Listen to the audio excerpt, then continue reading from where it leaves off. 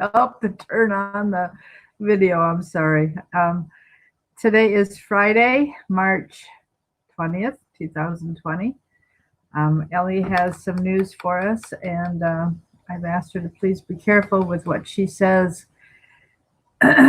One thumbs down. Sorry about that. I don't know. Yeah, because I didn't go live on time. I was a few seconds late, and I forgot to turn the video on.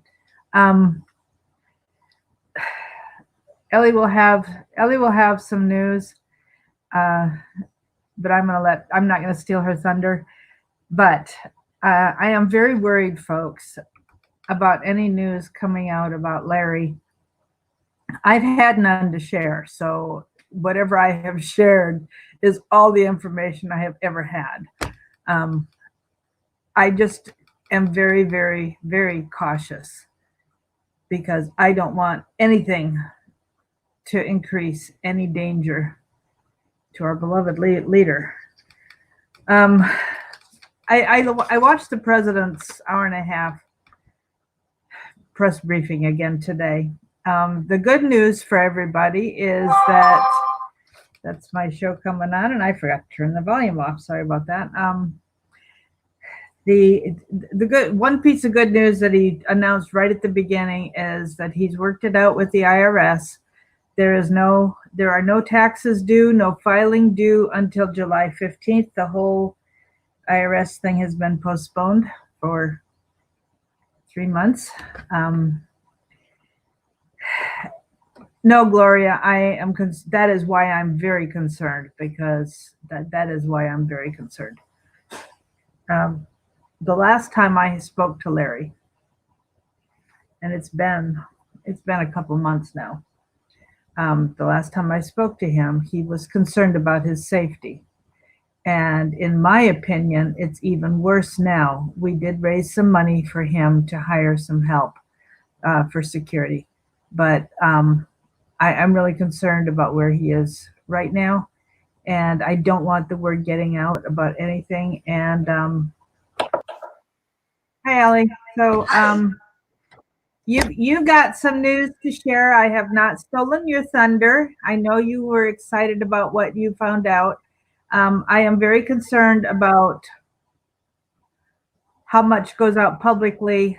Let the people who should not know do not, that I don't want them to find out anything they shouldn't. And I really feel badly that the people we care about here, who care about Larry, that we cannot in this public forum cannot give the kind of details that we wish we could share. But it's really important for Larry's life that the people who should not know too much. Larry has you go ahead. I just what I had said was that the last time I heard from him, he had asked for some money to help pay for security. So, well, wow. I was excited when I called you. You knew I was excited. And my excitement is that I was able to talk to his wife one-on-one. That's what we've really been needing for all of you. And like the first time, she was very pleasant. She invited me in this time. I got to pet his dog. She says the dog was so wonderful, and did like me, but I'm a huge dog lover. She was just as warm and nice as she was the first time I met her. She did say, me and her talked for a while, okay? And it wasn't all on Larry's health. It was other things me and her talked about. And, I told her that all of you were so very concerned. And and you guys were sending lots of prayers. And I said, and his viewers just love him so much. And she said she realized that. And she said, I don't know, Mary Ellen, that she felt the prayers. Is that okay? Yes, yes, that's Okay. okay. That's She important. felt the That's prayers. important for. She, I've got a call coming in. I have to take it. okay, go ahead. And she felt the love of the viewers when, over the last few months. She said was very, very sick, very sick. And I can't get into details with you. It's very private, but he was very sick, and it was a part of the flu. It was the flu that was going around here that knocked us all out, and she even admitted it hit her hard. But with Larry's immune system, it hit him even harder. And so she said he's on the mend. Okay.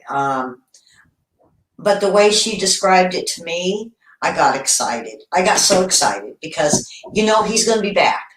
He is going to come back to you all. And I know he is. And the way she talked about him getting stronger this time really got me excited. So he is on the mend.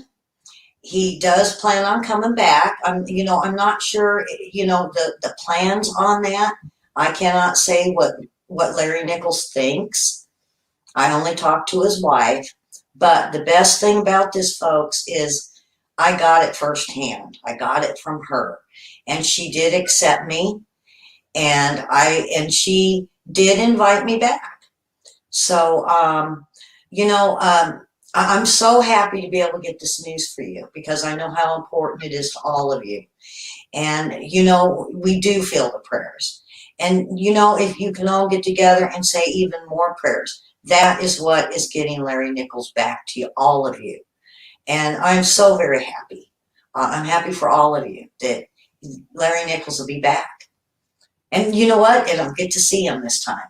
I told him, me and him were going to meet. So I've met his wife. I haven't met him. So I'm real excited. And I can't wait for him to get better. So Well, I will tell you, he's not as pretty as his wife. oh, his wife is very pretty. And I tried to go I tried to dress and look as innocent as possible. I almost wore my Scotty pajamas to look innocent. But I didn't. I wore my fuzzy thing and I didn't have a purse. I didn't have nothing on. Well, I think I may have taken my purse.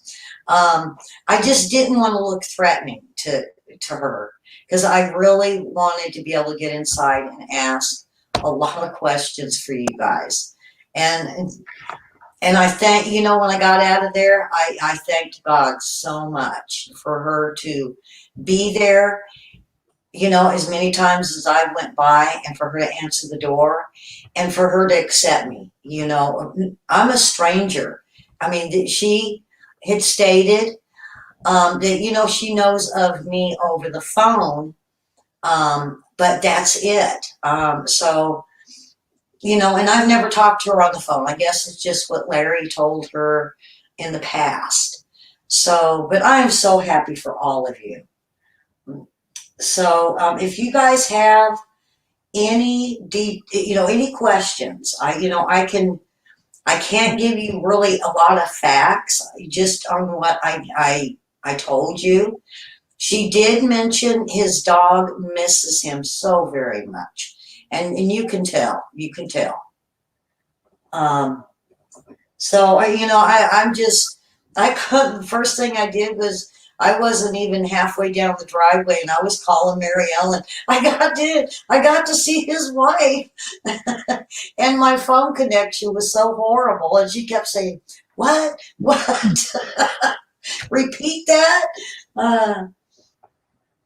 So it was great. It was so wonderful yesterday, and I'm still in kind of a happy land over it. That we get to see him again. We get to see him again. Okay, moving on. Yeah, let's. I'm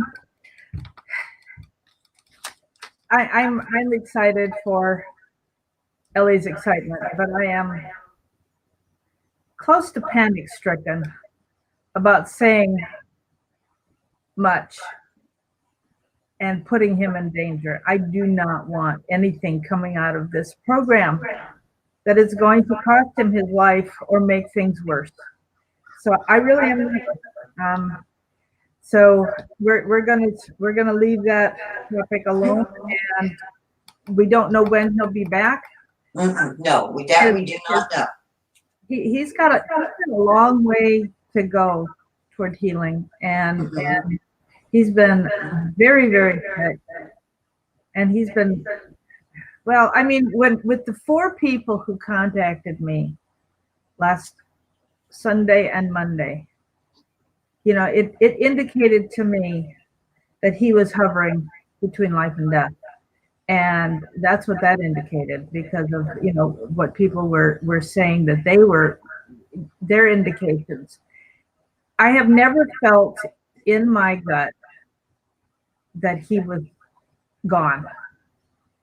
I would have had, I really believe that as sensitive as I am spiritually, that I would have gone into grief. Elly, I got feedback big time there. I think I would have gone into, you know, a real strong sense of grief had something happened. And so, you know, I have held out the hope all along, and I have told you that when I have known nothing, I have let you guys know. And I want to be honest with you that because Elly called me about the call, I know, and I have another source, and so I can't give out more than what I can't give out more. I did, and I have to admit, I do. I've told you, I will tell you everything. I do know a little bit more than I can share, but I cannot share anymore. And so we're going to leave it at that. Now, Monty, you're here. I want anybody living in Michigan to know the National Guard has been called up. I got several text messages today with direct information about this. The National Guard has been called up in Michigan, and they were to start next Monday, Tuesday, Wednesday. They have been called up to start whatever they're doing is start Sunday night. So be ready. If you live in Michigan, be ready to hunker down and be forced into quarantine and staying home. This is serious. When I see what's happening, remember, it seemed like it was much ado about nothing in the beginning. But I did tell you when Michigan got their first case, we went from 1 case on Friday, 3 cases on. We went from 1 to 3 to 5 to 9 every other day. It doubled, and we are now over 85 deaths. No, over 85 cases. We were at nationally 100 deaths yesterday, and it's 200 today. So our president did the right thing in being incredibly proactive to stop this. And although there have been more deaths, with H1N1, the swine flu under Obama, he did nothing for 6 months. And look how many thousands of people died. But we had a lot of deaths here, Mary Ellen. And that's H1N1. It's way worse. I mean, we have cases of the coronavirus here, but we had people die from H1N1. And the flu that came through here, this, you know, that I had caught and Larry Nichols and them had caught, that's killed 3 people in our state. And it infected, they said, thousands. Yeah. You know, so to us, you know, when I talk about it with, you know, my friends that live here, we feel that this other flu was far worse. You know, because they have them at UAMS down Little Rock, you know, the coronavirus people. And they actually, I think it's St. Vincent's, they have all they're saying H1N1, but I think it's this other flu. And they have 3 times the amount of people locked up there over the stupid flu that went through than we do the coronavirus. Yeah, so both flus are horrible. But listen, one reason the coronavirus is not spreading is partially because of the actions the president is taking. Mhm. If this flu has the reputation of being far more, they said today this flu is 3 times more contagious than the regular flu. And if they are locking things down because of the contagion, then we have to appreciate what he is doing, because he is stopping it from being as deadly as we would have had to deal with otherwise. I appreciate what they are doing now.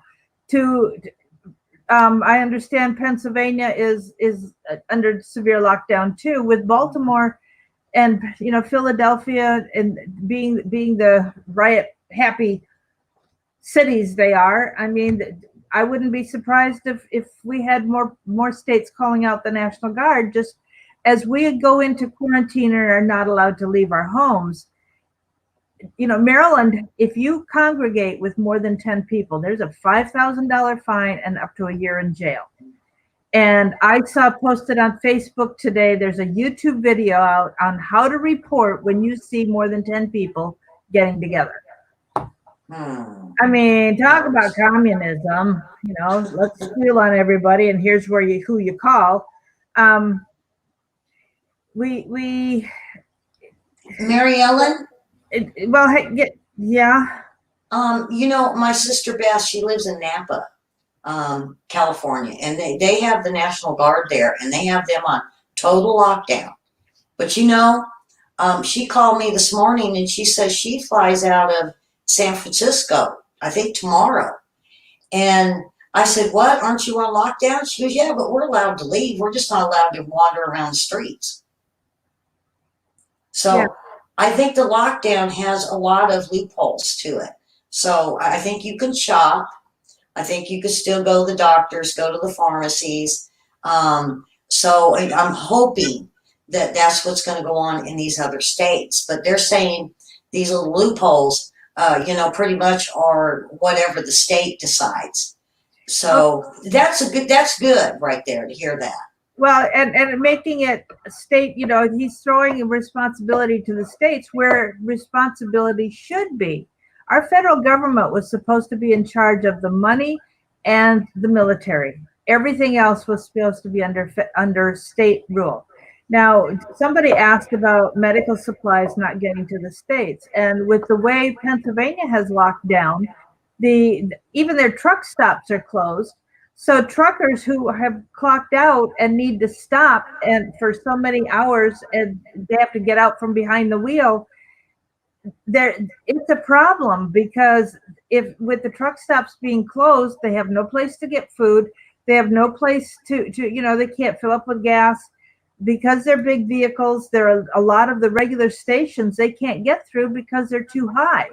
We've got a problem with our truckers, and our truckers we depend on them to deliver the food. We depend on them to deliver the medical supplies. And if the medical supplies can't get to the states because of the truckers, we got a problem. And oh boy, I'll tell you that the reporters just went after the Trump team like crazy today over, well, we know people who haven't been tested, and we think it'd be better if you tested everybody in the country so we know what we're really talking about, because you claim that some people are carrying it and they don't have, Now, one of the things I read, speaking of carrier, Elly, I've got total feedback with your coming from you.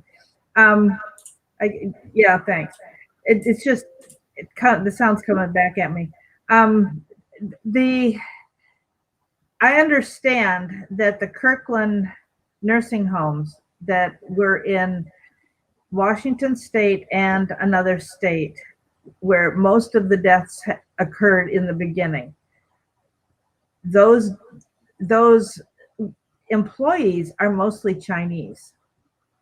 And the ones in Washington were coming over from Canada. Now, one of the things that happened today is the Canadian border has been closed, and they said they are limiting any non-essential people from crossing, and there's going to be no international travel for 30 days, unless it's absolutely essential. So if you're involved in medicine, education, other kinds of work, there are going to be certain ones who are going to be given permission to cross the border for medical reasons and for job, but they're really clamping down, and the border between us and Mexico is going to be clamped down even harder starting tomorrow, I think it is. And they have had 200,000 people screened coming across the Mexican border this year. From 120 different foreign countries, and they said many of them are sick, and many border patrol agents have tested positive. They said for them to be putting these illegals into detention centers just puts, because so many of them are sick coming across, that puts, there are three things happening. It puts our border guards lives at risk. It puts lives at risk of other people who are already in the detention center and not sick. And then it also stresses the healthcare system of our hospitals and medical personnel in border states. He said, the first case of the Chinese virus happened at the end of January in both the US and Italy. Trump, within 2 weeks, had shut down travel. Italy did not. And look at the difference in the death toll and so on. Now we know that the northern Italy has a lot of elderly in that area, but whereas ours are spread out more. Anyhow, they said we've had 21,000. If they are from another country, we are going ahead and taking them home. And that's what they said they're doing, because Mexico doesn't want the sick staying there. And somebody said, well, what? I think it was Peter, somebody, a reporter from one of the mainstream TV stations, I think it was, and he said, well, millions of people are afraid. And oh boy, did Trump come down on his head. He said, listen, if you guys would report factually, maybe we wouldn't have as many people afraid. Who's doing the fear mongering here? He said, you ought to be ashamed of yourself. And Trump said, I'm putting out he said it's hard to call people together with dishonest journalism. So he said, we're trying to unite the country. We need to fight this together. We need to be united as a united front about this. And we need to deal with this. He says, I know Americans rise to the occasion, and you do not need to be sowing discord about this. He said, this was amazing comment. We can bring finances back. We cannot bring the people back if they've died. And I got goosebumps telling you that, guys. President Trump said, we can bring finances back. We can't bring people back. What a caring comment to make. What a caring comment to make. Mario Murillo, I was going to read you his whole thing, but given the time, I'm not going to do that. Mario Murillo Ministries.com. I'm sure you could find it there. Mario Murillo talked about President Trump today, and he was talking about Winston Churchill. And he said that people hated Winston Churchill. People hated the things he did and some of the decisions he made because he really got hard and clamped down and shut the country down and, put them in lockdown, and they had to turn the lights off and all these harsh things that they had to do in England. And people hated him, but he saved their country.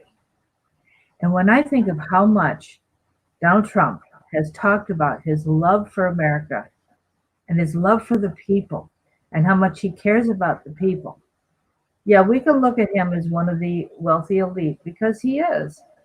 But you know what? I don't see other people talking about their love for America the way he does. And let's be in prayer for him, because we need him to have his Winston Churchill moment, and we need him to be a strong leader. I know there are people that are very frustrated over who's not getting arrested and so on, but don't forget, Larry has told us over and over and over again, you can arrest them, but then what do you do? Who are you going to call?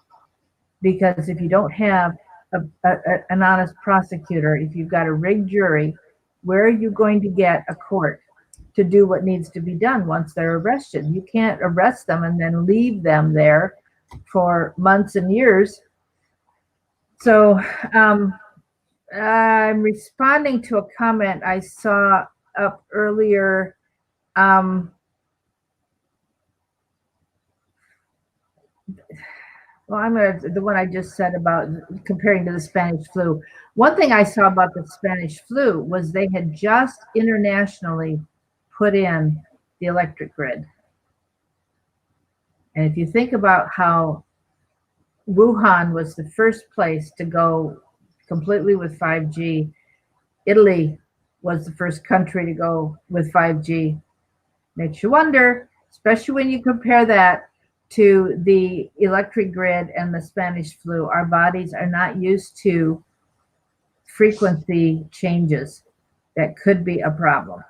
So there was something else that I had heard that I was responding to. Give me a second, see if I can find it. I don't remember who it was to catch the name.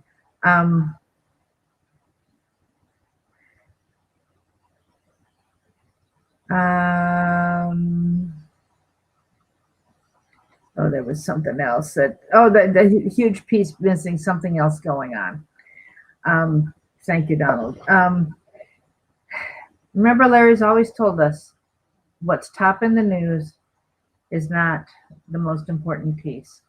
And we know in times of war, there have been great lockdowns. There have been,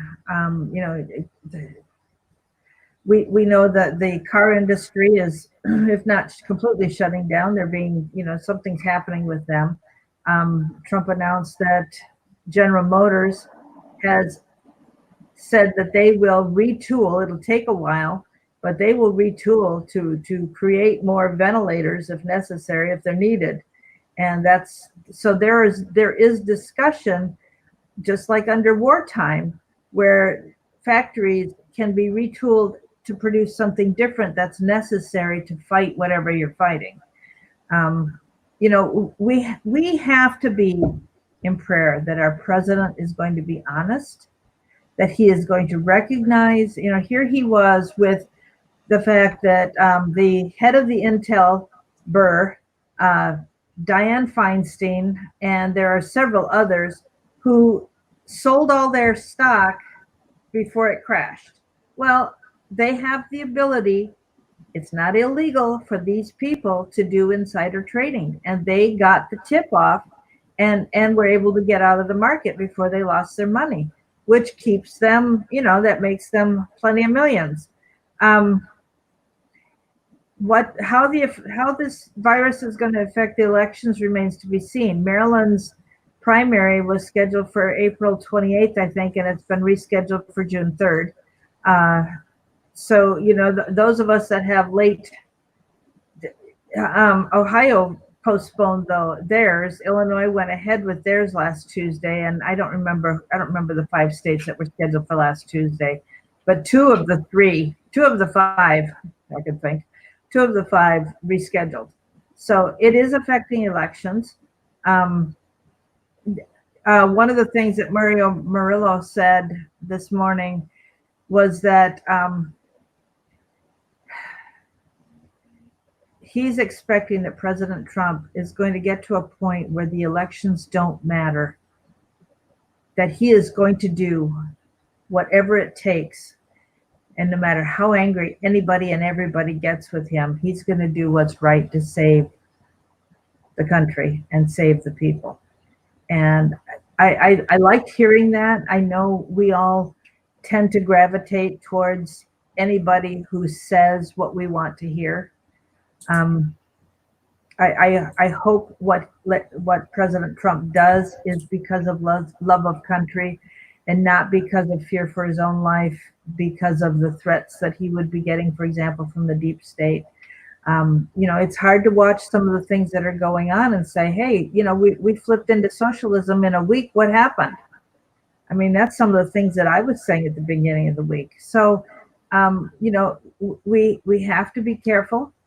Um, God expects us to be obedient to the leaders, unless it contradicts, your ability to worship God.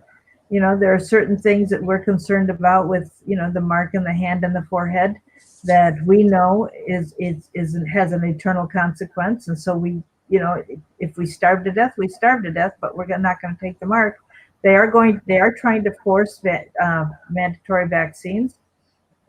And we've all got to make a decision for ourselves what we're going to do about that. And somebody made a comment about 18 months. Yes, Trump signed the Stafford Act apparently last night, and with his calling for a national emergency, that pretty much is calling for martial law and negates the Constitution. So just like that, it's gone. But we have got to call on the Lord. So I want, speaking on calling on the Lord, I had a few things written down here that I wanted to share.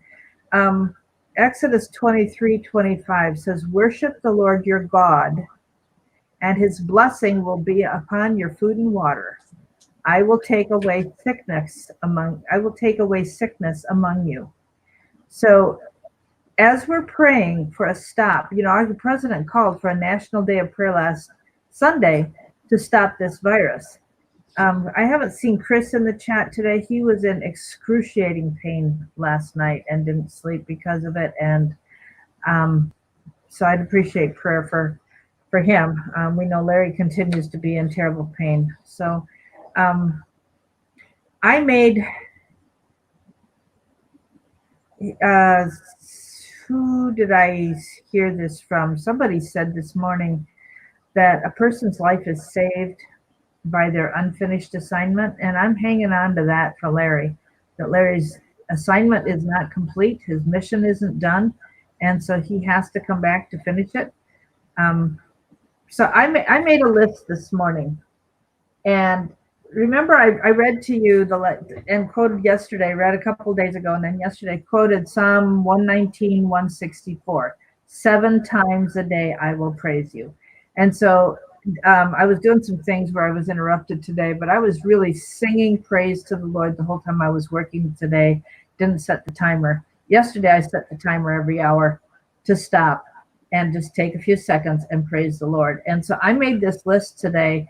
I started a list that I'm going to hang on the fridge or tape to the fridge. And I would suggest that you guys do that, because remember I said yesterday that God inhabits the praise of his people. If he inhabits it, that's an incredibly intimate relationship with God, if he's inhabiting our praise. And he wants us to walk in joy, not fear. He wants us to be at peace, not anxious. And that's, police state. Yeah, I know it's looking more and more like that. And I know Trump is saying he's denying that, but the governors can do that in their states with the National Guard if they want. So what I have on my list is healing for Larry, protection of his brain so that he can still be a strategic planner as he has been, and that God would prepare him for the next phase of his work when he is able to return. For the president, on my list, I have wisdom, discernment, and insight, and protection of him and his family. And then I also wrote down for us, Psalm 91, protection of my family, your families, our team here. So that's as far as I got this morning, and then I started getting distracted with other things. But I think this is a time where prayer has to continue to be uppermost. Because God, we're not getting through this without God. And we know with what is happening, Oh, the other thing I read this morning is that there were religious leaders from all over the world signed a compact today of unity. So, I mean, how Hindus and Muslims and Christians and Jews and, um, who knows, all these other pagan religions and so on, that they can all be on the same page when Islam says that if you're not a Muslim, then you die. And the how a Jew or a Christian can cooperate with a Hindu with their thousands of gods that they worship, and Buddhism being a very peaceful religion versus what Islam. I do not understand this. We know that's what's supposed to happen at the end of days, and there's supposed to be a covenant with many that is signed. And so here you've got a religious covenant with many signed this morning or yesterday, whenever it was in the last few days, just recently. So the governor of Kentucky has forbidden any church from opening at all, and everybody's locked out. I know there was a pastor that I'm Facebook friends with from southeastern Ohio that was having a conniption over that because they went ahead and had their services last week. And I know there are a lot of churches that are staying open, and we talked about this yesterday. They're staying open in the sense that the pastor is still in front of the congregation, except the pews are empty, and he's preaching to the people who are at home, sitting at home, to do church in isolation. This is the loss of our First Amendment, freedom of assembly. And, we know states that are trying to violate the Second Amendment. And, we've got issues. We've got issues. And thank God it's President Trump who's now in a position to just about be acting like a dictator. But I want to say, number one, no fear. There are 365 verses in the Bible, one for every day, on not being afraid. Don't be afraid. The battle is not yours, but it's God's. This is God's battle, and we need to call on his help and the angels to come and help. We know there are more with us than with them. Greater is he that is in you than he that is in the world. Hang on to these scripture verses, folks. There was, before my house had to go on the market, I had printed out in very large letters on 8.5 by 11 sheets of paper. I couldn't turn around in my house in any room. Every single wall had at least one, if not more, scripture verses.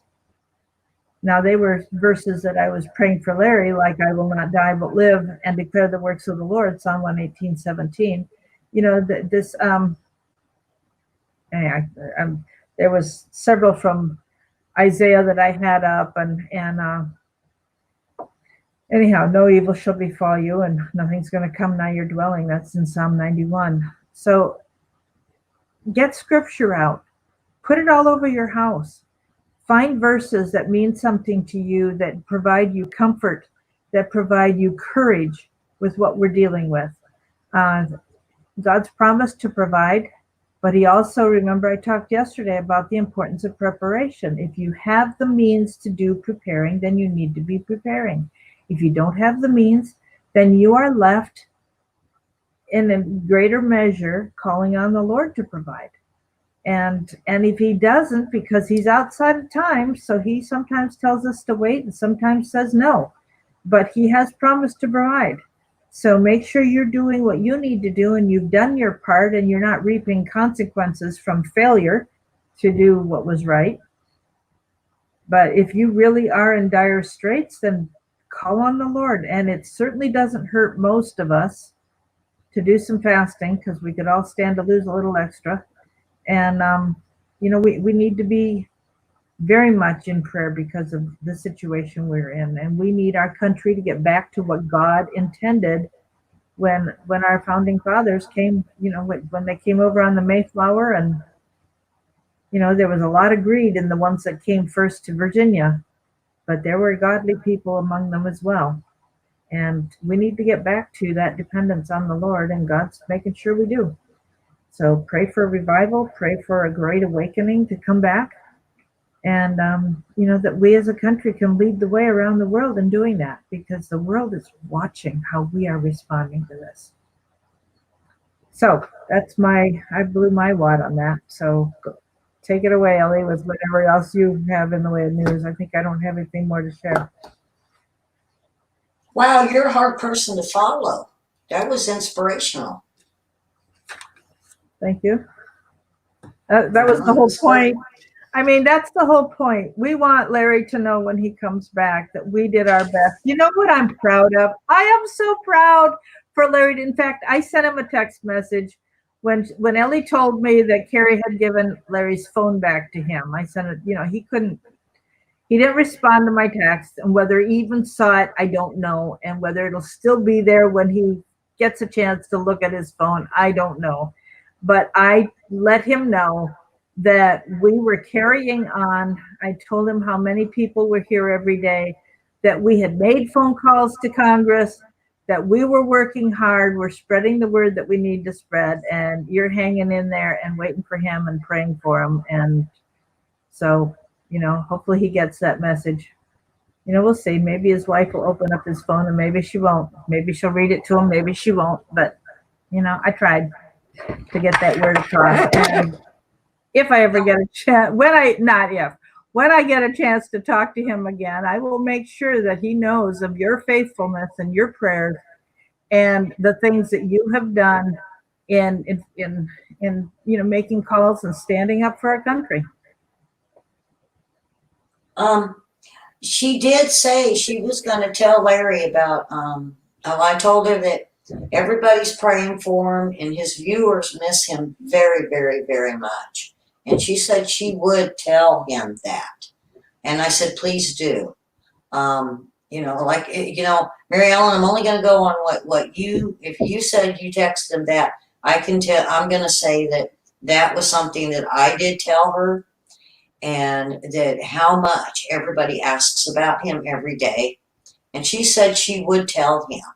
So, you guys are very, very special. And you guys, I know the love you have for Larry Nichols, and it's wonderful to see this. And it's your prayers that got him through this.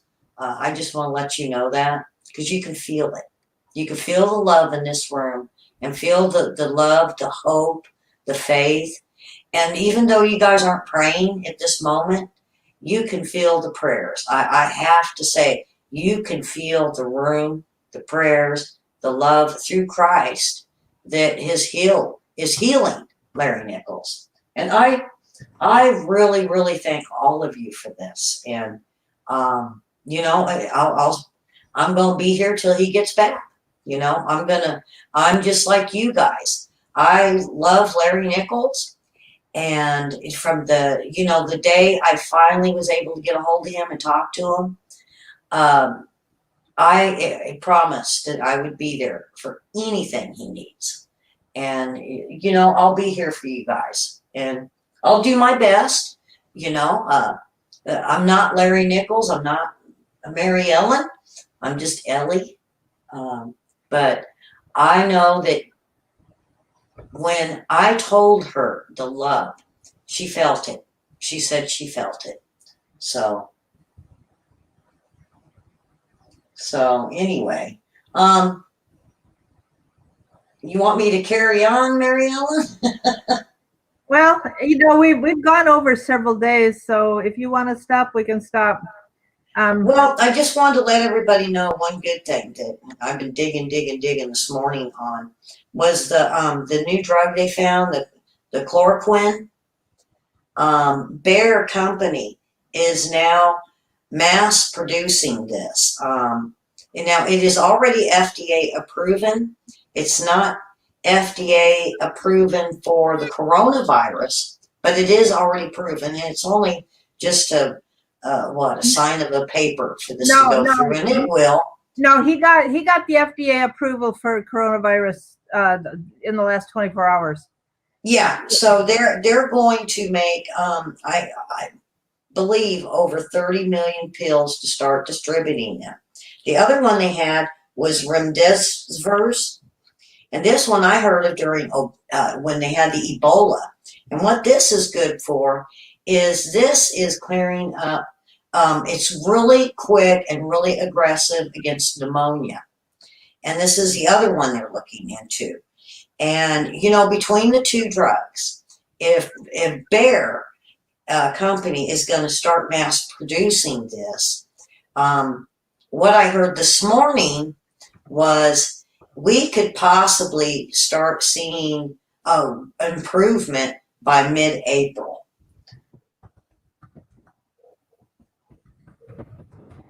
So this hydroxychloroquine is used for, it was designed as a malaria drug, but it has, Yes. it's effective with rheumatoid and other arthritic conditions. They use it for lupus. Let's see, did I hear something else? Chloroquine is another type of almost say tuberculosis. I don't know. Malaria. It started as a malaria drug, but they found, you know, what happens is a drug will be approved for certain things, but then it's not allowed to be used for others. And they have had to go through clinical trials to increase application. And Trump was able to convince the FDA at this point because France came out saying they had done clinical trials or they had scientifically tested it and had found it is effective. France said their scientists have found it effective against the coronavirus. That's why Trump wanted to push it through faster and got the FDA to go ahead and, you know, make it possible to use it. And he said, yes, we have not had the trials here, but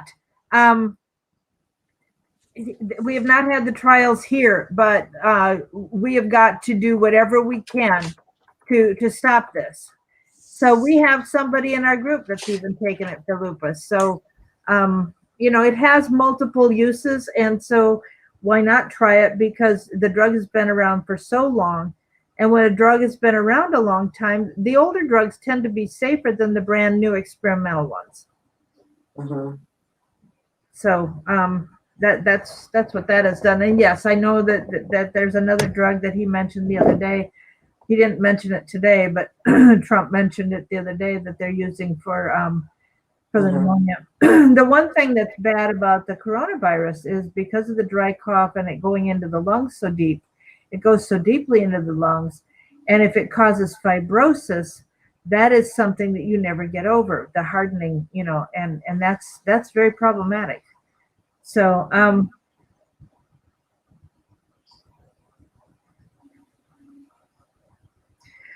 Paul, I have no idea.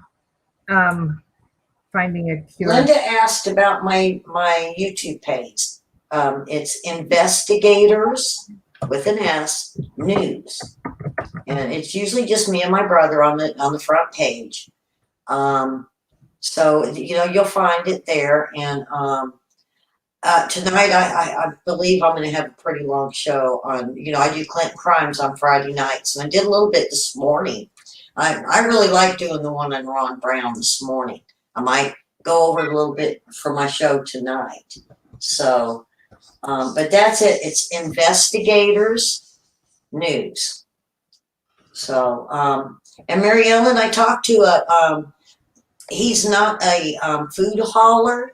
He's a truck driver for Fox Sports, I believe. And he didn't really know much, but he said there's a lot of truckers that are being stopped now at the weigh stations. They're all being checked for the coronavirus now at the weigh stations, and that's slowing them down. Then I found out my cousin's son is a truck driver. So then I got a hold of him, and he's saying that he's not really driving right now. But he did say what he's hearing from his friends is the same thing, and it is slowing them down.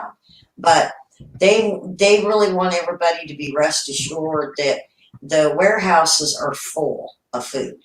It's just a matter of the truckers, like you said, not being delayed and get the food to the stores. And the biggest gripe of the truck drivers, it's like the rest of what the stores are, is people that just keep going in there and hoarding the food. And they keep overbuying. If they wouldn't overbuy, the shelves wouldn't be so empty. Now, I'm proud to say I went in the store last night, and our Walmart here was full. All the shelves are full. But see, we're Arkansas. We have their main plant up north. In fact, we have one out of Jonesboro and one out of Fayetteville. And Fayetteville's pretty much where Mr. Walmart himself was at. They have big Walmart conventions. But who just said that? Donald, yes, the truck drivers should be getting free fuel. And you know what? I seen this morning it was posted. I believe it was in Illinois. I'm thinking Illinois. Or no, Indiana. It was Indiana. Gas prices at 99 cents a gallon, folks. Wow. That's awesome. We're not going to see it for long because of the gas war thing going on between Saudi and Russia. Yeah, but that's a neat site you could fill up. So Indiana's going. Just don't overshop, folks. Just get what you need, and hopefully we can get over this. Having a clerk have to stand in the aisle and babysit by full-grown adults by toilet paper. That is just so sad.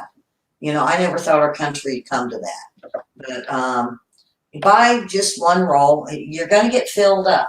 And I hope everybody's stores get filled soon. We just got to give the truck drivers the time, the people that stock the time, and those stores will fill back up. I'm so thankful that the manufacturers of all this food are still going, because that's what's going to keep our economy going. And the number one stock, it cracks me up, the number one stock is Clorox. That just cracks me up. I thought it was oil. Nope, it's Clorox. Clorox is making a killing right now. So I just want to say God bless all of you. Oh, God bless all of you for everything, for Larry Nichols. Mary Ellen mentioned, he died 2 years ago.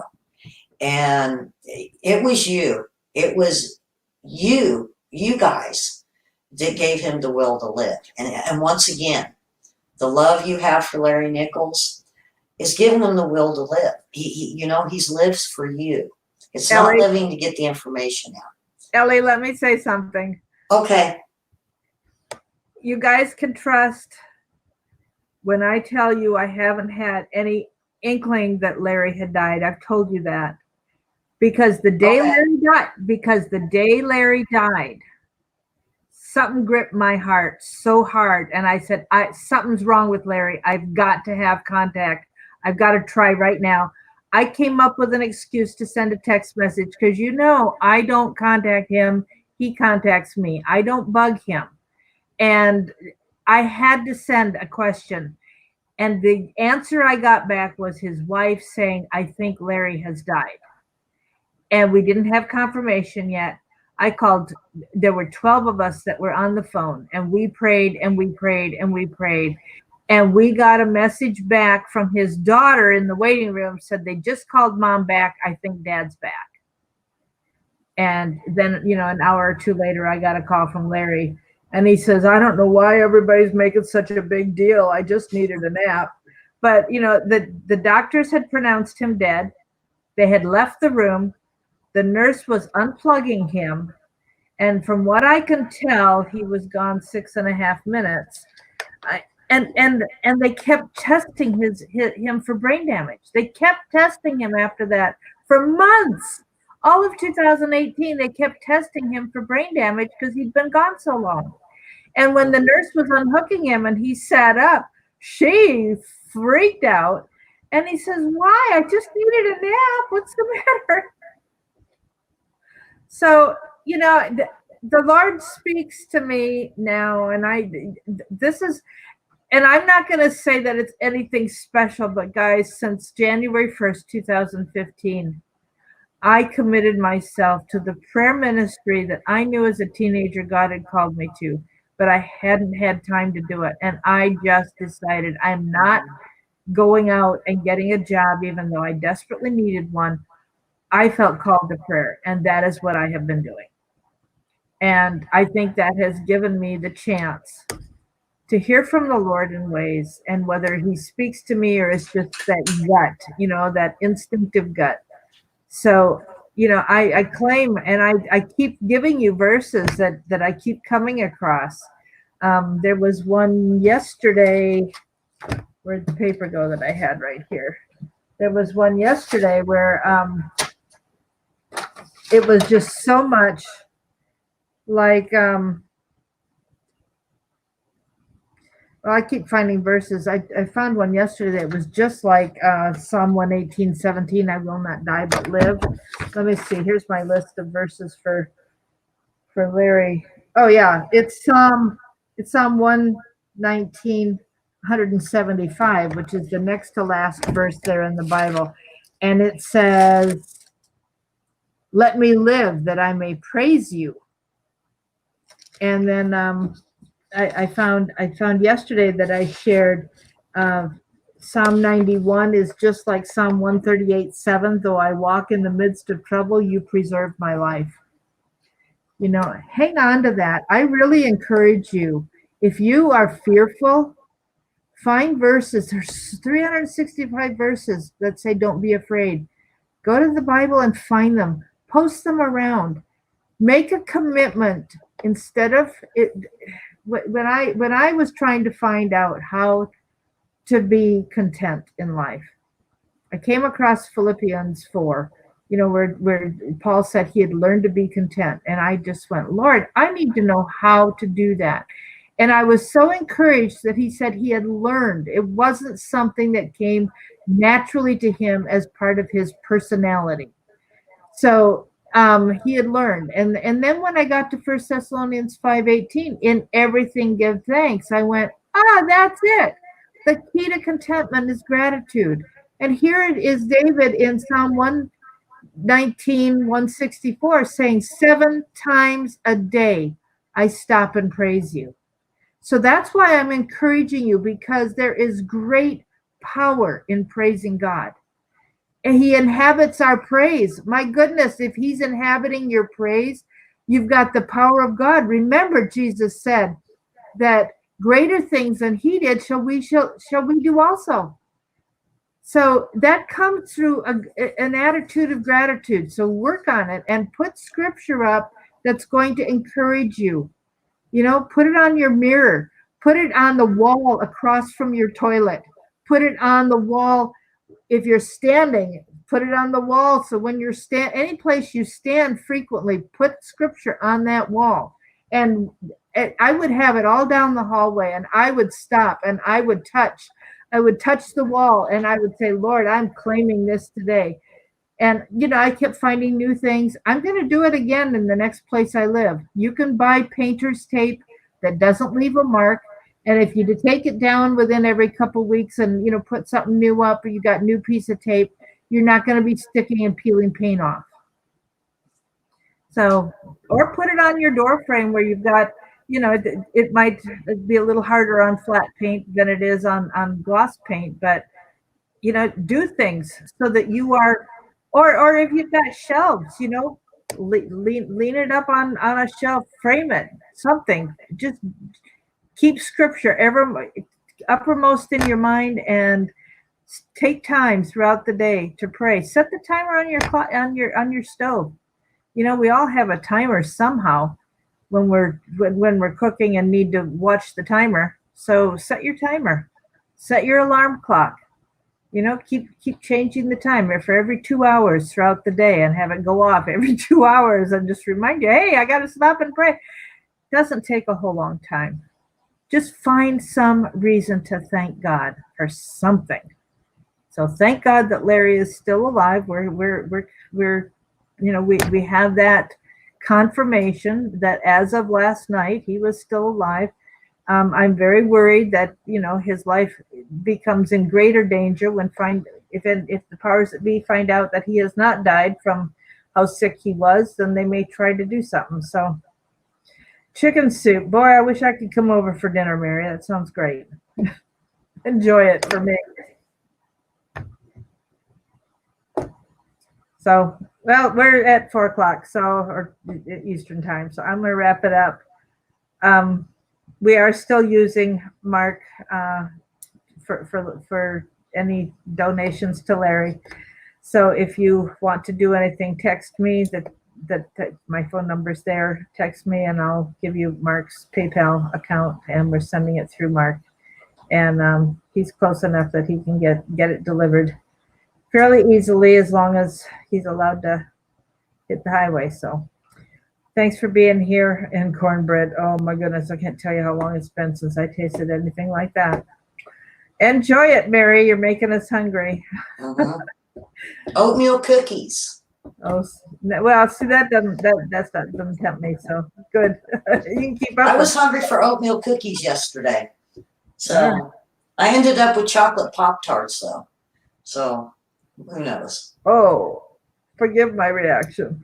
All right, guys. 1 Thessalonians 5:18, and everything give thanks, for this is the will of God in Christ Jesus concerning you. Whatever has happened, don't ever forget Job 2:1, where Satan came and said, and Jesus said, have you seen my servant? And he says, well, that's because. And so we know what happened to Job was because God gave permission, and he couldn't do it without God's permission. So thank God for what he's doing, even when we don't understand. God bless you all. Have a fabulous weekend, and we'll talk to you again on Monday. Keep your eyes open, your ears open, and don't be afraid. God bless you. Bye.